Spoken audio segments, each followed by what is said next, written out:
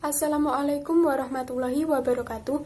Perkenalkan, nama saya Mila Masida dari jurusan Fisika, Fakultas Matematika dan Ilmu Pengetahuan Alam Universitas Negeri Semarang. Pada kesempatan kali ini, saya akan mempresentasikan hasil praktikum saya mengenai pengukuran panjang, massa, dan waktu. Tujuan percobaan: 1. Mempelajari metode pengukuran panjang, massa, dan waktu. 2. Mempelajari penggunaan teori ralat dalam pengukuran. Landasan teori: pengukuran adalah kegiatan membandingkan suatu besaran yang diukur dengan alat ukur yang digunakan sebagai satuan. Satu benda diukur berulang, maka setiap pengukuran bisa jadi memberikan angka ukur yang berbeda. Demikian juga besaran fisis yang sama diukur oleh orang lain. Jadi, usaha untuk memperoleh hasil ukur yang tepat betul tidak pernah tercapai, dan yang bisa dicapai hanyalah memperoleh hasil terboleh jadi betul dan nilai kisaran hasil ukur. Suatu pengukuran yang akurat dan presisi sangat bergantung pada metode dan alat ukur yang digunakan. Setiap pengukuran selalu muncul ralat pengukuran, dan ini disebabkan oleh keterbatasan alat ukur. Oleh sebab itu, untuk memperkecil ralat, ini harus dilakukan pengukuran berulang. Semakin banyak dilakukan pengukuran berulang, maka semakin baik.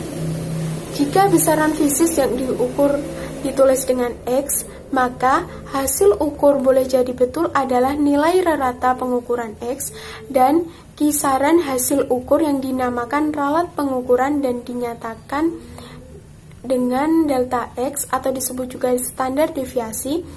Untuk nilai kisaran hasil ukurnya X rata-rata plus minus standar deviasi. Alat dan bahan yang digunakan. Alat yang digunakan yaitu jangka sorong, neraca analog, di sini saya menggunakan timbangan kue, dan stopwatch di HP.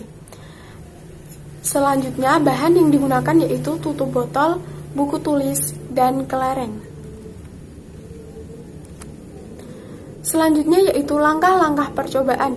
Yang pertama, untuk mengukur panjang menggunakan jangka sorong. Langkah-langkahnya: 1. Menyiapkan alat dan bahan. 2. Mengukur diameter luar dan kedalaman tutup botol menggunakan jangka sorong. 3. Mencatat hasil pengukurannya. 4. Mengulangi pengukuran sebanyak 5 kali. Selanjutnya, untuk mengukur massa benda menggunakan neraca analog. Langkah-langkahnya: 1. Mengambil satu buah buku tulis dan meletakkan di atas neraca analog, dan pastikan neraca analog tersebut jarumnya tepat berada pada angka 0. 2. Mencatat hasil pengukurannya. 3. Mengulangi pengukuran sebanyak 5 kali. Selanjutnya, untuk mengukur waktu kelereng menggelinding menggunakan stopwatch di HP. 1. Menggelindingkan kelereng dan menekan tombol mulai di stopwatch HP. 2. Mencatat waktu kelereng yang digelindingkan sejauh 1 meter. 3. Mengulangi pengukuran sebanyak 5 kali. Selanjutnya, analisis data yang saya dapatkan. Di sini, saya menggunakan pengukuran sebanyak 5 kali. Dan ini salah satu contoh saya menghitung panjang diameter luar tutup botol. Yang pertama, mencari nilai rata-ratanya. Dan dengan cara menjumlahkan data tersebut dibagi dengan banyaknya pengukuran, dan didapatkan nilai rata-ratanya 3,37 cm. Selanjutnya, mengukur standar deviasi, dan didapatkan hasil standar deviasinya 0,02 cm. Sehingga hasil pengukuran panjang luar diameter luar tutup botol adalah 3,37 plus minus 0,02 cm. Selanjutnya, pembahasan. Pengukuran adalah kegiatan membandingkan suatu besaran yang diukur dengan alat ukur yang digunakan sebagai satuan. Dalam praktikum pengukuran pada kali ini, saya menggunakan alat ukur panjang yaitu jangka sorong untuk mengukur diameter luar tutup botol dan kedalaman tutup botol dengan ketelitian 0,01 cm. Dan alat ukur massa yaitu neraca analog. Dalam praktikum ini, saya menggunakan timbangan kue dengan ketelitian 20 gram untuk mengukur berat buku tulis, serta mengukur waktu yang ditempuh untuk menggelindingkan kelereng sejauh 1 meter menggunakan stopwatch di HP. Ketiga pengukuran tersebut masing-masing dilakukan sebanyak 5 kali. Setiap pengukuran selalu muncul ralat pengukuran, dan ini disebabkan oleh keterbatasan alat ukur. Oleh sebab itu, untuk memperkecil ralat ini harus dilakukan pengukuran berulang. Semakin banyak dilakukan pengukuran berulang, maka semakin baik. Penentuan hasil pengukuran secara berulang dapat diperoleh dari rata-rata hasil pengukuran plus minus standar deviasi. Pengukuran dilakukan sebanyak 5 kali sehingga dapat dicari rata-ratanya, dan standar deviasi dapat menunjukkan kepresisian suatu alat ukur yang digunakan.